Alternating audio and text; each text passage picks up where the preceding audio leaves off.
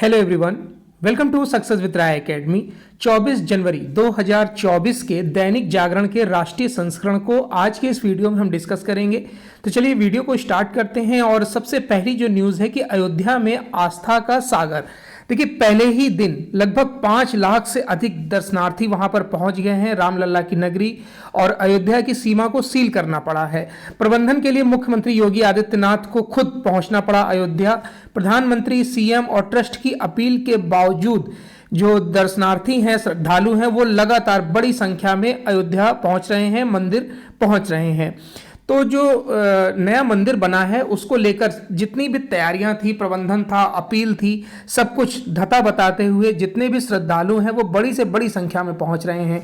एक अनुमान भी हमने परसों डिस्कस किया था कि अभी तक अगर हम मंदिरों की बात करें तो सबसे ज़्यादा जो भीड़ होती है वो होती है अमृतसर के स्वर्ण मंदिर में, जहां प्रतिवर्ष 3.5 करोड़ श्रद्धालु दर्शन करते हैं। उसके बाद तिरुपति बालाजी में 2.5 करोड़ श्रद्धालु प्रतिवर्ष दर्शन करते हैं। और उसके बाद आता है वैष्णो देवी मंदिर, जहां 80 लाख श्रद्धालु प्रतिवर्ष दर्शन करते हैं।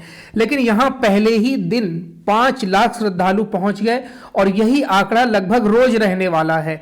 तो जो अयोध्या है उसकी स्थिति भीड़ को लेकर थोड़ी सी असहज महसूस हो रही है, क्योंकि उसके बाद खुद डीआईजी जो हैं वो भी वहाँ पर मौजूद हैं, प्रशांत किशोर, और मुख्यमंत्री को वहाँ पहुँचना पड़ा। और इन सब को लेकर अब अयोध्या की नगरी जो है उसकी जो सीमाएं हैं उसको सील कर दी गई हैं। जब अयोध्या की सीमा सील की गई मंदिर पहुँचने के लिए, तो लोग बाराबंकी और जो छोटे छोटे गांव और कस्बे हैं उन रास्तों को चुनकर मंदिर तक पहुँच रहे हैं दर्शन करने की अभिलाषा के साथ। तो ये स्थिति और लगातार बनी रह सकती है। हालांकि लगातार अपील की जा रही है लेकिन उसका कोई प्रभाव नहीं पड़ रहा है। अगर पहले ही दिन 5 लाख का आंकड़ा है तो आप सोचिए एक महीने में ये आंकड़ा कितना पहुंचेगा, और साल में ये आंकड़ा कितना पहुंच जाएगा। अभी फिलहाल में कोई वीआईपी नहीं, कोई विशेष नहीं, सबके लिए दर्शन के लिए मंदिर ओपन कर दिया गया है। सभी एक झलक पाने के लिए इतनी बड़ी संख्या में जन सैलाब के तौर पर वहां पहुंच रहे हैं। तो स्थिति थोड़ी सी बिगड़ती सी नजर आ रही है। जबकि 25 जनवरी तक जितने भी बटालियन यानी कि जितने भी पुलिस की दूसरे जिलों से तैनाती की गई थी उनको मूव करना था, लेकिन उनको अब रोक दिया गया है। यानी 25-26 तक अब ये स्थिति पूरी वहाँ बनी रहेगी। पुलिस की तैनाती और बढ़ा दी गई है, किसी भी तरीके की कोई घटना ना हो पाए इस पर फोकस किया जा रहा है। और यहाँ पर एक और न्यूज़ दी गई है कि भारी वाहनों के प्रवेश पर रोक जारी रहेगी। अयोध्या जिले की जो सीमा सील की गई है उसमें भारी वाहनों के प्रवेश को रोक दिया गया है, और रोक अभी जारी भी रहेगी। रामनगरी में पैदल भी जा रहे लोगों को रोकने का प्रयास हुआ लेकिन वह नहीं माने। आस्था का यह समुद्र तब दिखाई दे रहा है जब प्रधानमंत्री नरेंद्र मोदी और मुख्यमंत्री योगी आदित्यनाथ मंच से कई बार दर्शन को लेकर श्रद्धालुओं से धैर्य एवं संयम बरतने की अपील कर चुके हैं। राम मंदिर ट्रस्ट भी पहले से ही अपील कर रहा है कि लोग दर्शन के लिए हड़बड़ी के बजाय कुछ समय ठहर कर आराम से आएं, ताकि अव्यवस्था ना उत्पन्न हो पाए। लेकिन श्रद्धा तो श्रद्धा, और इतनी भीड़ लगना स्वाभाविक है। नेक्स्ट न्यूज पर आते हैं कि वंचितों के मसीहा कर्पूरी ठाकुर को भारत रत्न सम्मान दिया जाएगा। मोदी सरकार का बड़ा ऐलान, बिहार के पूर्व मुख्यमंत्री को जन शताब्दी वर्ष पर देश का सर्वोच्च सम्मान दिया जाएगा। कर्पूरी को आदर्श मानकर बिहार में आगे बढ़ेगी भाजपा, दिल्ली में आज कर रही है कार्यक्रम। देखिए, समाजवादी नेता और बिहार के पूर्व मुख्यमंत्री और वंचितों के मसीहा कहे जाने वाले कर्पूरी ठाकुर को उनके जन्म शताब्दी पर प्रधानमंत्री नरेंद्र मोदी ने भारत रत्न देने की घोषणा की है। केंद्र सरकार ने भारत रत्न देने की घोषणा की है। सामाजिक न्याय का पथ प्रदर्शक उन्हें बताया गया और योगदान की सराहना की गई। एक न्यायपूर्ण समाज के लिए वो कार्य करते रहे, ऐसा भी अपने भाषण में नरेंद्र मोदी ने बोला है। 1970 से 1979 के बीच वो 2 बार मुख्यमंत्री रहे, और बाद में बिहार विधानसभा के विभिन्न पदों पर नेता प्रतिपक्ष या जितने भी पद होते हैं उस पर वो रहे हैं। इनका जन्म समस्तीपुर जिले के पिथौंचिया गांव में नाई समाज में यानी बार्बर समाज में 24 जनवरी 1924 को हुआ था। 1952 में पहली बार वो विधायक चुने गए थे और आजीवन किसी न किसी पद पर सदस्य के तौर पर कार्य करते रहे सदन में, और वो एक मसीहा के तौर पर माने जाते रहे पिछड़ी जाति के लिए। ईमानदारी, सज्जनता, लोकप्रियता के वो जननायक थे। और कर्पूरी का जो निधन है वो 64 वर्ष की आयु में 17 फरवरी 1988 को हुआ था। केंद्र सरकार ने इनके बारे में बहुत सी अच्छी बातें भी बोली हैं, जिसमें कि प्रधानमंत्री नरेंद्र मोदी का भाषण भी है, जिसे हम एडिटोरियल पेज पर डिस्कस करेंगे। तो ये एक क्वेश्चन जरूर रेडी हो गया है एग्जाम के लिए। नेक्स्ट न्यूज़ पर आते हैं।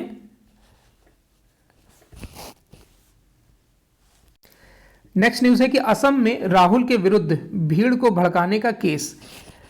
देखिए, भारत जोड़ो न्याय यात्रा जो है राहुल गांधी की, वो गुवाहाटी में फंसती नजर आ गई जब असम के मुख्यमंत्री ने उनकी यात्रा को रुकवा दिया और उनकी जो यानी कि कांग्रेस के कार्यकर्ताओं की पुलिस से झड़प भी हुई। और उसके बाद मुख्यमंत्री हेमंत विश्व शर्मा ने बोला है कि लोकसभा चुनाव के बाद राहुल गांधी पर केस किया जाएगा, क्योंकि इन्होंने वहां पर पुलिस से मुठभेड़ करने की कोशिश की और कानून व्यवस्था को खराब करने की कोशिश की है। असम के मुख्यमंत्री शर्मा ने कहा है कि लोकसभा चुनाव के बाद इनकी गिरफ्तारी की जाएगी। भारत जोड़ो न्याय यात्रा की अगुवाई कर रहे कांग्रेस नेता राहुल गांधी और असम पुलिस ने मुख्यमंत्री हेमंत बिस्वा शर्मा के निर्देश पर हिंसा व लोगों को भड़काने का केस दर्ज किया है।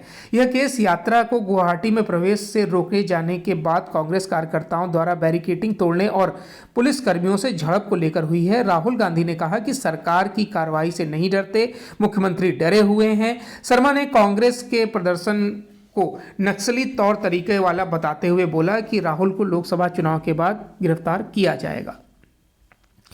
नेक्स्ट न्यूज़ पर आते हैं। एएमयू ने अपनी मर्जी से छोड़ा था अल्पसंख्यक दर्जा। केंद्र, देखिए 1920 में ब्रिटिश संसद ने एक कानून बनाया था कि आपको अगर किसी विशेष समुदाय के लिए विश्वविद्यालय चलाना है तो आप चलाइए, लेकिन उसको मान्यता नहीं दी जाएगी। और अगर आपको एक ओपन यूनिवर्सिटी बनानी है सबके लिए, सभी धर्मों के लिए, तो उसको मान्यता दी जाएगी। तो ऐसा कानून 1920 में बना था। तो एएमयू ने बोला कि हमें यूनिवर्सिटी का दर्जा चाहिए, ये किसी विशेष समुदाय के लिए नहीं है। तो गैर सांप्रदायिक प्रकृति व सरकार पूर्ण नियंत्रण की मानी थी शर्तें। तो इस हिसाब से तो ये मुस्लिमों के लिए तो है ही नहीं संस्था यानी यूनिवर्सिटी, जिसमें बताया गया, जिसका नियम है एएमयू का कि एमए में एडमिशन लेने वाले मुस्लिम छात्रों को 50% का आरक्षण दिया जाता है। अगर इस कानून की बात करें तो इसके मुताबिक तो ये जो आरक्षण दिया जा रहा है एमए में या पोस्ट ग्रेजुएशन में 50% का, वो अवैध है। केंद्र सरकार ने मंगलवार को सुप्रीम कोर्ट में अलीगढ़ मुस्लिम विश्वविद्यालय के अल्पसंख्यक दर्जे का विरोध करते हुए कहा कि 1920 में गठन के समय एएमयू ने अपनी मर्जी से अल्पसंख्यक दर्जा छोड़ा था। केंद्र ने कहा कि एएमयू अगर चाहता तो अपना अल्पसंख्यक दर्जा बनाए रख सकता था।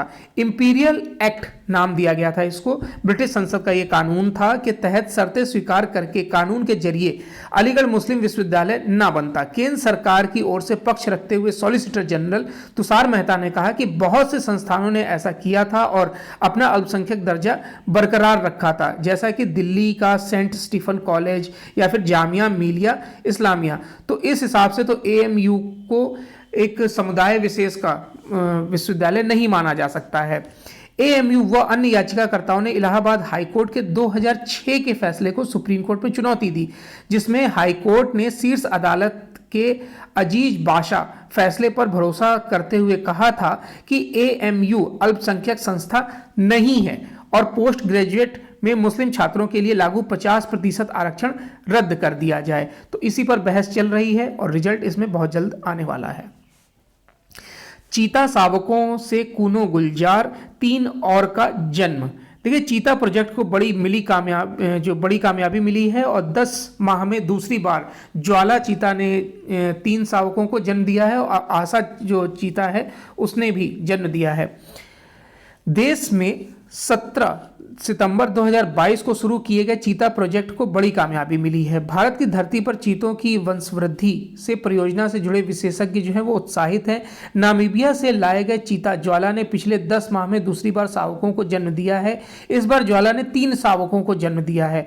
जबकि पिछले साल मार्च में 4 शावकों को जन्म दिया गया था। हालांकि पिछली बार मार्च में गर्मी के कारण उसके 3 शावकों की मौत हो गई थी। उधर एक और नामीबिया चीता आशा ने इसी साल 3 जनवरी को 3 शावकों को जन्म दिया था। बता दें कि चीता पुनर्वास परियोजना के तहत पहली बार नामीबिया से 8 चीते लाए गए थे, जिसे प्रधानमंत्री नरेंद्र मोदी ने 17 सितंबर 2022 को अपनी जन्मतिथि पर कूनो नेशनल पार्क के क्वारंटाइन बाड़े में छोड़ा था। इसके कुछ दिन बाद दक्षिण अफ्रीका से 12 और चीते लाए गए थे। चलिए नेक्स्ट न्यूज़ पर आते हैं हम। एम्स में मरीजों के लिए हर ब्लॉक के पास बनेगा वेटिंग हॉल, और ये वेटिंग हॉल बनेगा CSR यानी कि कॉरपोरेट सोशल रिस्पॉन्सिबिलिटी फंड के जरिए। इसकी क्षमता होगी 2,500 से 3,000 के बीच। और आपने देखा होगा कभी भी आप उधर साइड से गए होंगे तो जो रोड या फुटपाथ होते हैं उसमें लोग सो रहे होते हैं, क्योंकि उनकी मजबूरी होती है। भाई बहुत अगर फाइनेंशियली स्ट्रांग पर्सन नहीं है तो वो जाहिर सी बात है रूम लेने में असमर्थ होगा या कहीं होटल में रुकने में असमर्थ होगा, तो वो क्या करते हैं, फुटपाथ को ही अपना घर समझ लेते हैं, वहीं रहते हैं, इलाज कराते हैं। तो इन सारी समस्याओं को दूर करने के लिए ही ये फैसला लिया गया है ताकि लोगों को दिक्कत ना हो। नेक्स्ट न्यूज़, सदन सर्वोपरि शुरू की जाए डी सीलिंग। देखिए भाजपा गवर्नमेंट के समय सीलिंग का काम किया गया था, जिससे उद्योगी परेशान थे, उद्योग जो करते हैं वो परेशान थे, दुकानों को या फिर जो गोडाउन वगैरह थे उनको सील किया जा रहा था। तो आम आदमी पार्टी का भी ये बयान था कि अगर हम आए तो ये डी सीलिंग कर देंगे। तो सदन में 2 बार डी सीलिंग का प्रस्ताव पारित होने के बाद भी प्रक्रिया न शुरू होने पर महापौर डॉक्टर सैली ओबराय ने निगमायुक्त ज्ञानेश भारती को पत्र लिखा, और पत्र में महापौर ने सदन को सर्वोच्च बताते हुए और उसके आदेश को मानने की बात कही है। साथ ही जल्द से जल्द डी सीलिंग की प्रक्रिया शुरू करने के लिए कहा है। महापौर ने कहा कि भाजपा के शासन में सीलिंग हुई थी, लेकिन शॉपिंग कॉम्प्लेक्स में दुकानों के सील होने से व्यापारी परेशान हैं। ऐसे में उनकी परेशानी को समझते हुए डी सीलिंग की प्रक्रिया शुरू की जानी चाहिए, और अगर ऐसा नहीं होता है तो फिर से एक बार केंद्र और आम आदमी गवर्नमेंट के बीच तकरार बढ़ सकती है। नेक्स्ट न्यूज़ पर आते हैं। रिहर्सल में परखी गई गणतंत्र दिवस समारोह की तैयारियां। देखिए रिहर्सल के मद्देनजर किए गए थे सुरक्षा के कड़े बंदोबस्त। कई रूटों पर डायवर्जन की वजह से लगा लंबा जाम, जो कि आपको पिक में दिखाई दे रहा है। गणतंत्र दिवस समारोह को लेकर सुरक्षा बल बेहद खास बंदोबस्त सुरक्षा के किए गए हैं, और रिहर्सल के कारण नई दिल्ली, मध्य और उत्तरी जिले में परेड मार्ग पर पुलिसकर्मी तैनात किए गए हैं और कई रूटों को डाइवर्ट भी किया गया है। और जो प्रधानमंत्री और राष्ट्रपति समेत कई VIP लोगों के आने के लिए रास्ते अभी से तैयार किए जा रहे हैं। और इस बार परेड में जो कर्तव्य पथ है वो महिला टुकड़ियों से सुशोभित होगा। उनका जो प्रदर्शन है वो देखने लायक होगा। DU में विद्यार्थी पहनेंगे अंग वस्त्र, गाउन की होगी विदाई। देखिए ये होगा जो पहना जाएगा। दिल्ली विश्वविद्यालय में अगले महीने 24 फरवरी को होने जा रहे दीक्षा समारोह में विद्यार्थी अंग वस्त्र पहने नजर आएंगे। विश्वविद्यालय से इस वर्ष गाउन की विदाई हो जाएगी। अंग वस्त्र DU के पारंपरिक बैंगनी रंग का होगा। दीक्षा समारोह में सभी विद्यार्थी और प्रोफेसर इसे पहनेंगे। अंग वस्त्र में एक तरफ DU का लोगो लगा होगा जो यहाँ आप देख रहे हैं, और एक तरफ हिंदी में दिल्ली विश्वविद्यालय लिखा होगा जैसा आपको पिक में दिखाई दे रहा है। और DU के एक अधिकारी ने यह भी बताया कि ये जो नई एजुकेशन पॉलिसी है उसके तहत भारतीय परंपरा को बढ़ाया जा रहा है। ऐसे में हर शैक्षणिक संस्था से औपनिवेशिक काल के गाउन विदा ले रहे हैं, तो DU भी इसमें बढ़ चढ़कर हिस्सा ले रहा है। सूरजकुंड हस्तशिल्प मेले में बिखरेगी अयोध्या नगरी की विविध रंग। देखिए हरियाणा के जो सूरजकुंड में हस्तशिल्प मेले का आयोजन किया जाता है, इस बार उसमें अयोध्या नगरी के जो हस्तशिल्प हैं वो देखने को मिलेगा। और 37वां जो सूरज कुंड अंतर्राष्ट्रीय हस्तशिल्प मेले में अयोध्या नगरी के विविध रंग देखने को मिलेंगे। सूरज कुंड मेला प्रशासन हस्तशिल्प कला के साथ साथ धर्म, संस्कृति व देशभक्ति की खुशबू से मेला परिसर सराबोर रहेगा, उसकी तैयारी की जा रही है। रामलला के विग्रह की प्राण प्रतिष्ठा के बाद वैसे भी देश में राम नाम की गूंज और विदेश में भी राम नाम की गूंज जारी है। मेला प्रशासन 22 जनवरी को अयोध्या में हुए भव्य समारोह से विभोर हुए लोगों को अपने साथ जोड़े रखना चाहता है। चलिए नेक्स्ट न्यूज पर आते हैं कि फुल ड्रेस रिहर्सल में दिखी महिला शक्ति और शौर्य की गाथा। तो इस बार गणतंत्र दिवस परेड में जो महिला शक्ति का शौर्य देखने को मिलेगा, जिसमें महिला शक्ति अहम भूमिका निभा रही है, इसकी झलक मंगलवार को कर्तव्य पथ पर परेड के दौरान फुल ड्रेस रिहर्सल में देखने को मिली। अभी 26 जनवरी को प्रदर्शन किया जाएगा और उसकी रिहर्सल चल रही है। पहली बार दिल्ली पुलिस की महिला जवान, सेना की महिला अधिकारियों, चिकित्सा सेवा से जुड़ी महिला कर्मियों का दस्ता परेड करता नजर आएगा। इसी तरह कार्यक्रम, जो सांस्कृतिक कार्यक्रम है, वो पहली बार 1500 महिला लोक नृत्य कलाकार अपने नृत्य से लोगों को तालियां बजाने को मजबूर करेंगी। लड़ाकू विमान, सुखोई, जगुआर और अन्य से आसमान में कलाबाजियां दिखाई जाएंगी। पृथ्वी से आकाश तक शौर्य ताकत का एहसास कराने वाली परेड में कुल 30 झांकियों को शामिल किया गया है, जिसमें उत्तर प्रदेश की झांकी में राम मंदिर दिखेगा, रामलला के दर्शन होंगे। और जो छत्तीसगढ़ में झांकी में बस्तर के आदिम जनसंसद मुरिया दरबार को दिखाया जाएगा। राजस्थान की झांकी में लोक नृत्य और कठपुतली डांस दिखाया जाएगा। वहीं विदेश मंत्रालय की जो झांकी होगी उसमें G20 के सफल आयोजन को दर्शाया जाएगा। नेक्स्ट है मेडिकल कॉलेजों में सीट छोड़ने को लेकर छात्रों से बॉन्ड ना भरवाएं।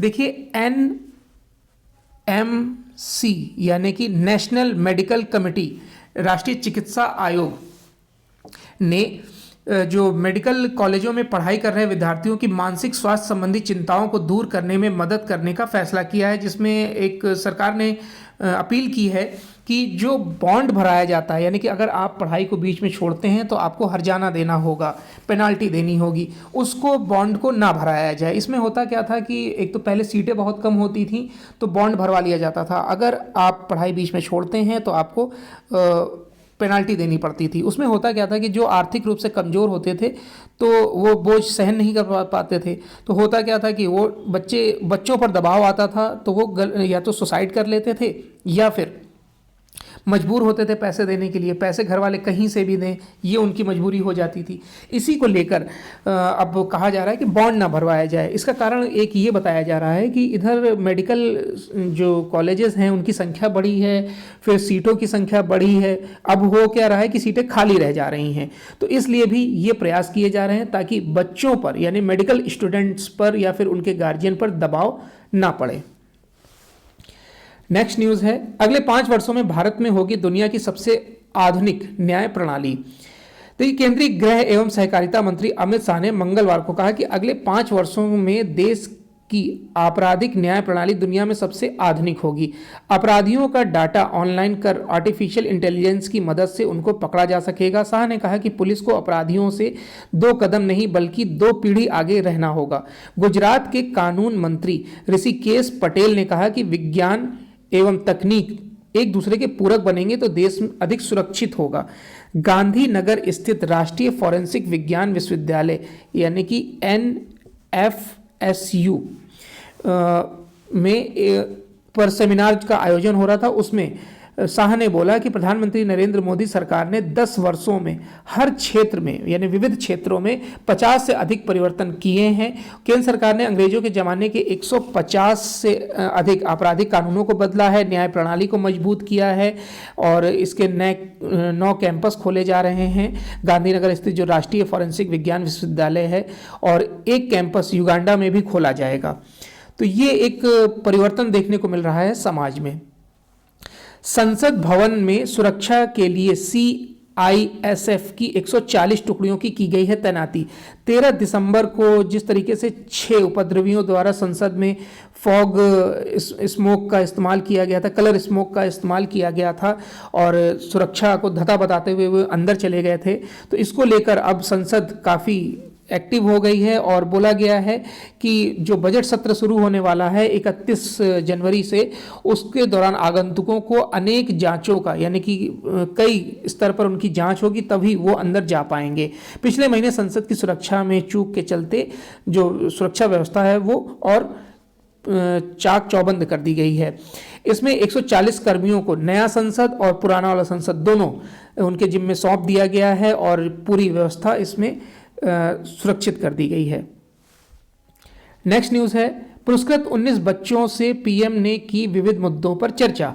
प्रधानमंत्री नरेंद्र मोदी ने मंगलवार को इस साल का प्रधानमंत्री राष्ट्रीय बाल पुरस्कार पाने वाले प्रतिभाशाली बच्चों से मुलाकात की है। वीरता, कलात्मक प्रतिभा, अनूठे सोच और निष्काम सेवा के लिए सम्मानित 19 बच्चों से प्रधानमंत्री मोदी ने संगीत, संस्कृति, सौर ऊर्जा और खेल जैसे मुद्दों पर रोचक चर्चा की। एक आधिकारिक बयान में उन्होंने कहा कि 7 जो लोक कल्याण मार्ग स्थित पीएम के सरकारी आवास में 18 राज्यों व केंद्र शासित प्रदेशों से आए पुरस्कृत 9 लड़कों और 10 लड़कियों से उन्होंने मुलाकात की, उन्हें स्मृति चिन्ह भेंट किया और सभी बच्चों ने विशिष्ट पुरस्कार के लिए उनके चयन का ब्यौरा दिया कि मुझे ये पुरस्कार क्यों मिला है। पीएम मोदी ने बच्चों से बैडमिंटन और शतरंज जैसे खेलों समेत संगीत, संस्कृति जैसे मुद्दों पर बातचीत भी की और बच्चों ने प्रधानमंत्री से भी कई सवाल पूछे और जो ये बातचीत है उसको रोचक बना दिया। नेक्स्ट न्यूज़, राहुल चाहें तो कहें, मोदी सरकार के दौर में जो चाहे कहें, मोदी सरकार के दौर में पूर्वोत्तर में विकास परियोजनाओं को पंख लगा है। देखिए, भारत जोड़ो न्याय यात्रा के दौरान कांग्रेस नेता राहुल गांधी ने भले ही पूर्वोत्तर भारत में आधारभूत ढांचे की कमी के कारण कृषि उत्पादों के निर्यात नहीं होने का आरोप लगाया है, लेकिन हकीकत ये है कि मोदी सरकार आने के बाद पूर्वोत्तर भारत में विकास परियोजनाओं के पंख लगे हैं। गृह मंत्रालय के एक वरिष्ठ अधिकारी ने आंकड़ों के आधार पर दावा किया कि पूर्वोत्तर भारत के राज्य पहली बार शांति और विकास के रास्ते पर तेजी से अग्रसर हैं। सड़क, रेल और वायु सेवा की बढ़ती सुविधाओं के कारण पहली बार इन राज्यों के कृषि उत्पाद विदेशी बाजार तक पहुंच रहे हैं। न्याय यात्रा के दौरान राहुल गांधी ने मेघालय में रैली को संबोधित करते हुए कहा था कि आधारभूत संरचना नहीं होने के कारण वहां के अनानास के अंतर्राष्ट्रीय बाजार तक नहीं पहुंच पा रहे हैं, जो अनानास होता है, तो किसानों को उचित मूल्य नहीं मिल पा रहा है। राहुल के दावे को आधारहीन बताते हुए गृह मंत्रालय के एक वरिष्ठ अधिकारी ने बताया कि पिछले 9 सालों से पूर्वोत्तर में आधारभूत संरचनाओं का जो निर्माण है वो तेजी से हुआ है। नेक्स्ट न्यूज़ एएमयू वाली है, उसको हम फर्स्ट पेज पर ही डिस्कस कर चुके हैं। नेक्स्ट न्यूज़, 200 रोपवे का काम जारी, 400 तक होगी संख्या। देखिए, केंद्र सरकार देश में रोपवे के सहारे, ये होता है रोपवे के सहारे धार्मिक पर्यटन को सुगम बनाने के साथ ही शहरी परिवहन की समस्याओं को दूर करने की भी कोशिश कर रही है। केंद्रीय सड़क परिवहन एवं राजमार्ग मंत्री नितिन गडकरी ने मंगलवार को कहा कि सरकार पर्वतमाला परियोजना की संख्या 400 तक ले जाना चाहती है। अभी 200 परियोजनाओं पर काम चल रहा है, जिन पर 1 लाख करोड़ रुपए से अधिक का खर्च किया जाएगा। केंद्र सरकार ने राज्य की ओर से मिले रोपवे के प्रस्तावों पर सकारात्मक रुख दिखाते हुए पीपीपी मॉडल के नियम शिथिल भी किए हैं, यानी PPP मतलब होता है पब्लिक प्राइवेट पार्टनरशिप। केंद्र सरकार इन प्रस्तावों पर 60% तक खर्च वहन करेगी, जबकि सामान्य रूप से जो HAM यानी कि हाइब्रिड एन्युटी मॉडल में यह राशि 40% होती है। पर्वतमाला परियोजना राष्ट्रीय रोपवे विकास कार्यक्रम है, जो देश में बुनियादी ढांचे के विकास की विस्तृत योजना का अहम हिस्सा है। इस संबंध में मंगलवार को एक दिन का रोपवे एक्सपो का आयोजन भी किया गया। नेक्स्ट पेज है एडिटोरियल पेज, और एडिटोरियल पेज में जो पहला आर्टिकल है वो नरेंद्र मोदी के कुछ शब्द हैं, या कह सकते हैं कि उनके भाषण का कुछ हिस्सा है, जिसमें उन्होंने कर्पूरी ठाकुर के बारे में कुछ बताया है। सामाजिक न्याय के लिए समर्पित कर्पूरी ठाकुर, जिनको भारत रत्न दिया गया है, इसमें कुछ कर्पूरी ठाकुर के बारे में भी आपको जानने को मिलेगा। प्रधानमंत्री मोदी कहते हैं कि जिन लोगों से हम मिलते हैं, जिनसे संपर्क में रहते हैं, उनकी बातों का हम पर प्रभाव पड़ना स्वाभाविक है, लेकिन कुछ ऐसे व्यक्ति भी होते हैं जिनके बारे में सुनकर ही आप उनसे प्रभावित हो जाते हैं। मेरे लिए ऐसे ही रहे हैं जननायक कर्पूरी ठाकुर। आज कर्पूरी बाबू का सवी जयंती है। कर्पूरी जो हैं उनसे मुझे मिलने का अवसर तो नहीं मिला, यानी प्रधानमंत्री नरेंद्र मोदी को मिलने का अवसर तो नहीं मिला, लेकिन उनके साथ बेहद करीब से काम करने वाले कैलाशपति मिश्र जी से उनके बारे में बहुत कुछ सुना है।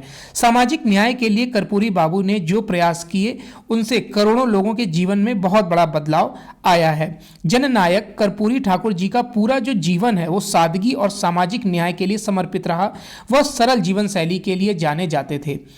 वह इस पर जोर देते थे कि उनके किसी भी व्यक्तित्व कार्य से सरकार का एक पैसा भी इस्तेमाल ना हो, यानी कि जो भी वो उनका जो पर्सनल लाइफ थी उसमें सरकार का एक भी पैसा ना लगा हो। ऐसा ही एक वाकया बिहार में उनके सीएम रहने के दौरान हुआ। तब राज्य के नेताओं के लिए एक कॉलोनी बनाने का प्रस्ताव आया था कि उनके रहने के लिए एक जगह डिसाइड की जाए और उनका कॉलोनी बनाई जाए। जब उनसे पूछा गया कि आपने ज़मीन क्यों नहीं ली अपने नाम पर, तो वो विनम्रता से हाथ जोड़ लेते थे। जब भी उनसे पूछा जाता था कि आप अपने लिए ज़मीन क्यों नहीं ले रहे हैं, तो वो हाथ जोड़ लेते थे। 1988 में 1988 में जब उनका निधन हुआ तो कई नेता श्रद्धांजलि देने जब उनके गांव गए तो उनकी घर की हालत देखकर वो भावुक हो गए कि कोई ऊंचे पद पर रहा व्यक्ति किस तरीके से साधारण जिंदगी जी सकता है। कर्पूरी बाबू की सादगी का एक और लोकप्रिय किस्सा 1977 में देखने को मिला, 1977 में देखने को मिला, जब वह बिहार के मुख्यमंत्री थे। तब केंद्र और बिहार में जनता सरकार सत्ता में थी। उस समय जनता पार्टी के नेता लोकनायक जयप्रकाश नारायण यानी जेपी का जन्मदिन था और सभी नेता उन्हें बधाई देने के लिए जा रहे थे। ऐसे में चंद्रशेखर भी वहां पर पहुंचे थे और जब कर्पूरी बाबू वहां पहुंचे तो मुख्यमंत्री के तौर पर शामिल हुए थे तो देखा गया कि उनका कुर्ता फटा हुआ था। तो चंद्रशेखर जी ने अपने अनूठे अंदाज में लोगों से कुछ पैसे दान करने की अपील की ताकि कर्पूरी जी नया कुर्ता खरीद सकें। लेकिन कर्पूरी जी तो कर्पूरी जी थे, उन्होंने पैसा तो स्वीकार किया लेकिन उसे मुख्यमंत्री राहत कोष में दान कर दिया। सोचिए, अपने लिए कुर्ता तक नहीं लिया। सामाजिक न्याय तो जननायक कर्पूरी ठाकुर जी के मन में बसा हुआ था। उनके राजनीतिक जीवन को एक ऐसे समाज के निर्णयों के प्रयास के लिए जाना जाता है जहां सभी लोगों तक संसाधनों का समान रूप से वितरण हो सके और सामाजिक हैसियत की परवाह किए बिना उन्हें अवसरों का लाभ मिल सके। कर्पूरी ठाकुर जी श्रमिक वर्ग, मजदूर, छोटे किसानों और युवाओं के संघर्ष की सशक्त आवाज बने। शिक्षा का एक ऐसा विषय था जो उनके दिल के सबसे करीब था। वह स्थानीय भाषाओं में शिक्षा देने के बहुत बड़े पैरोकार थे ताकि गांव और जो छोटे शहर के लोग हैं वो अच्छी शिक्षा प्राप्त कर सकें, सफलता की सीढ़ियां चढ़ सकें।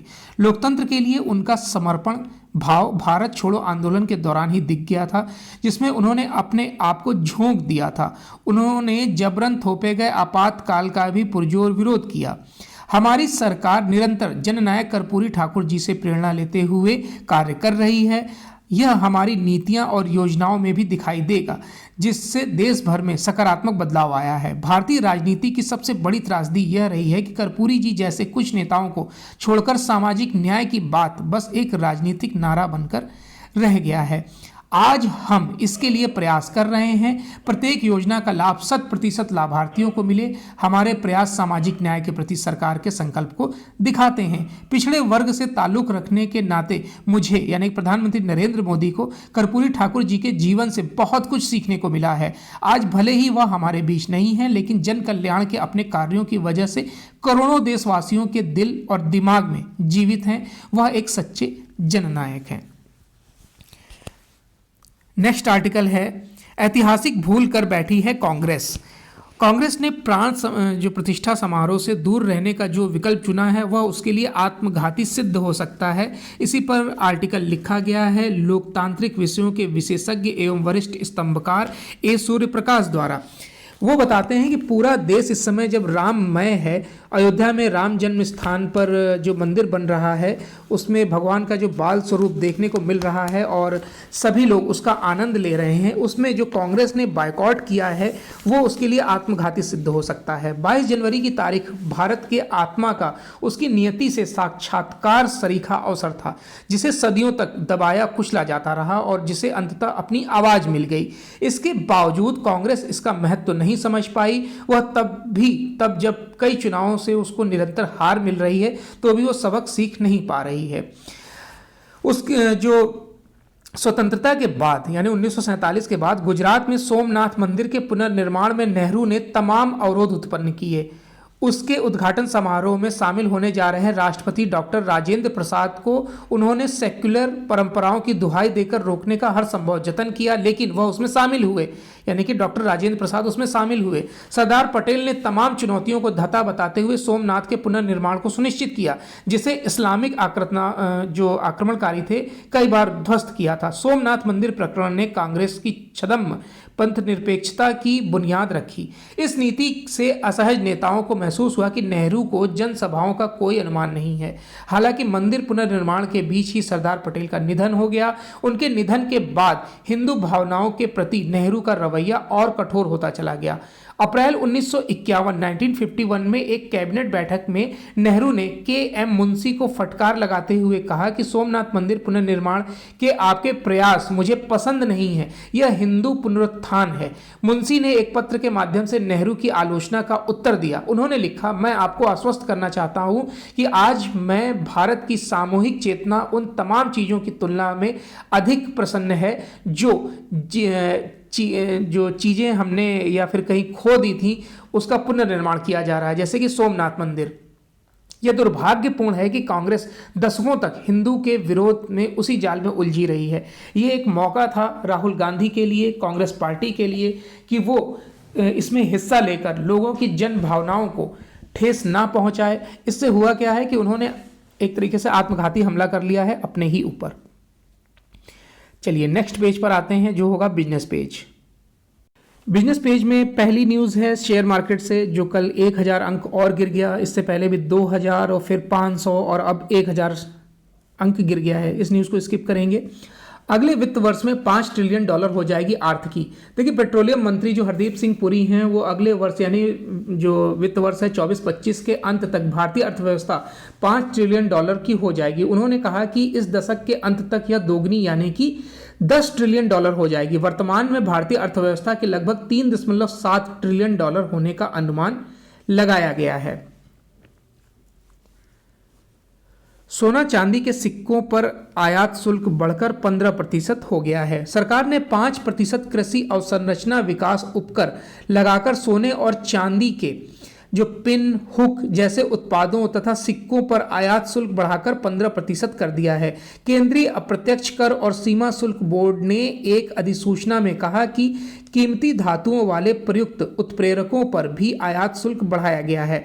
अब इस पर 4.35% कृषि अवसंरचना विकास उपकर लगाया गया है। कीमती धातुओं पर आयात शुल्क को सराफा के बराबर लाने के उद्देश्य से 10% के मूल सीमा शुल्क के अतिरिक्त AIDC लगाया गया है। सोने या चांदी के फाइंडिंग्स का मतलब हुआ हुक, फ्लैग, पिन या फिर स्क्रू, जो छोटे उपकरण होते हैं, उन पर भी अब जो शुल्क है वो आयात शुल्क बढ़ा दिया गया है। राजकोषीय घाटे के लक्ष्य को हासिल कर लेगी सरकार। 80 करोड़ से अधिक गरीबों को मुफ्त अनाज देने की स्कीम जारी रखने, खाद्य सब्सिडी व उज्ज्वला से जुड़ी सब्सिडी में बढ़ोतरी के बावजूद सरकार चालू वित्त वर्ष में राजकोषीय घाटे के लक्ष्य को हासिल कर लेगी। चालू वित्त वर्ष के लिए राजकोषीय घाटे का लक्ष्य GDP का 5.9% रखा गया है। यह लक्ष्य सरकार की राजस्व प्राप्ति में होने वाली खासी बढ़ोतरी और पूंजीगत खर्च के मद में होने वाले व्यय में कमी होने से हासिल होती दिख रही है। सब्सिडी में बढ़ोतरी की वजह से सरकार का जो व्यय है बजट में अनुमानित व्यय से अधिक होता दिख रहा है। तभी शीतकालीन सत्र में ही सरकार ने 58,300 करोड़ रुपए अतिरिक्त खर्च करने की अनुमति संसद से मांगी थी। देखिए, राजकोषीय घाटा क्या होता है हम आपको पहले भी बता चुके हैं।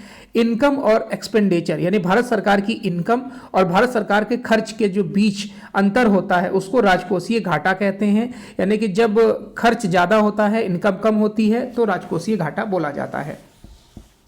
नेक्स्ट पेज पर आते हैं, जो है इंटरनेशनल पेज। सुरक्षा परिषद में भारत की दावेदारी के समर्थन में है मस्क। दुनिया के प्रसिद्ध उद्योगपति व टेस्ला कंपनी के सीईओ एलन मस्क ने संयुक्त राष्ट्र सुरक्षा परिषद में सुधार करने और उसमें भारत की दावेदारी का समर्थन करने के बहस को और तेज कर दिया है। मस्क भारत में निवेश करने की तैयारी में है और उनका समर्थन उस समय आया है जब संयुक्त राष्ट्र में सुधार पर गठित पहली अंतर सरकारी चर्चा की शुरुआत हुई और इसमें भारत ने यूएनएससी में स्थायी सदस्यता के लिए दावेदारी वाले दूसरे देशों के साथ मजबूती से अपना पक्ष रखा। फ्रांस ने भी एक बयान जारी कर भारत व दूसरे सक्षम देशों की दावेदारी का समर्थन किया है। कनाडा में विदेशी छात्र वीजा पर 2 साल की जो सीमा है भारतीयों पर पड़ेगा असर। देख, कनाडा के अप्रवासन मंत्री मार्कर मिलर ने कहा है कि सरकार आवास संकट और संस्थागत बुरे तत्वों से निपटने के लिए अंतर्राष्ट्रीय छात्र वीजा पर 2 साल की सीमा लगा रही है। सीमा के हिस्से के रूप में 2024 में नए अध्ययन वीजा में 35% तक की कमी आएगी। इसका असर सीधे तौर पर भारतीयों पर पड़ेगा। इस बीच कनाडा में आव्रजक और छात्र जो एडवोकेसी ग्रुप ने स्टडी परमिट पर 2 साल की सीमा का विरोध करते हुए कहा कि कनाडा में बढ़ते आवासीय संकट के लिए विदेशी छात्रों को बलि का बकरा ना बनाया जाए। मार्क मिलर ने कहा कि 2 साल में, देखिए आंकड़े दिए गए हैं, 2 साल में इस सीमा के परिणामस्वरूप 2024 में 3,64,000 नए स्वीकृत परमिट होने की उम्मीद है। पिछले साल लगभग 5,60,000 ऐसे वीजा जारी किए गए थे। 2025 में जारी किए जाने वाले परमिटों की संख्या इस साल के अंत में पुनर्मूल्यांकन किया जाएगा। नेक्स्ट न्यूज़ पर आते हैं। हमास और इजराइल युद्ध को स्किप करेंगे, रूस और यूक्रेन युद्ध को स्किप करेंगे। नाटो सदस्यता के लिए स्वीडन के आवेदन को तुर्कियों की मंजूरी। देखिए, स्वीडन नाटो सदस्यता के एक कदम और करीब पहुंच गया है। तुर्की संसद की विदेश मामलों की समिति की स्वीकृति के बाद राष्ट्रपति तैयब एर्दोगन की सत्तारूढ़ पार्टी भी संसद में स्वीडन को नाटो की सदस्यता के प्रस्ताव पर मतदान के लिए तैयार हो गई है। ऐसे में मंगलवार को स्वीडन के आवेदन को तुर्की की संसद से मंजूरी मिलने की पूरी संभावना है। संसद से मंजूरी मिलने के बाद एर्दोगन द्वारा हस्ताक्षर कर इस पर कानून बनाना संभव होगा। 2022 में रूस द्वारा यूक्रेन पर आक्रमण करने के बाद स्वीडन व फिनलैंड ने पश्चिमी सैन्य संगठन में शामिल होने के लिए आवेदन किया था। इस पर तुर्की ने स्वीडन पर कुछ आतंकी समूहों का संरक्षण देने का आरोप लगाते हुए उसके प्रस्ताव पर आपत्ति जताई थी। गत अप्रैल में फिनलैंड को नाटो की सदस्यता मिल गई थी, लेकिन तुर्की और हंगरी का समर्थन नहीं मिलने के कारण स्वीडन को नाटो में शामिल होने के लिए और इंतजार करना पड़ा। चलिए नेक्स्ट न्यूज़ पर आते हैं। मालदीव ने चीनी पोत को ठहरने की अनुमति देने की पुष्टि। नए राष्ट्रपति हैं मोहम्मद मुइज्जू ने सत्ता में आने के बाद मालदीव भारत के संबंध लगातार तनावपूर्ण होते जा रहे हैं। बढ़ते तनाव के बीच मालदीव ने मंगलवार को चीन के जासूसी पोत को अपने जल क्षेत्र में ठहरने की अनुमति देने की पुष्टि कर दी है। चीन के जासूसी पोत के 8 फरवरी को माले के बंदरगाह पहुंचने की संभावना है। इससे पहले चीन ने श्रीलंका से पोत के रुकने की अनुमति मांगी थी, लेकिन श्रीलंका ने गत 5 जनवरी को अनुमति देने से इनकार कर दिया था।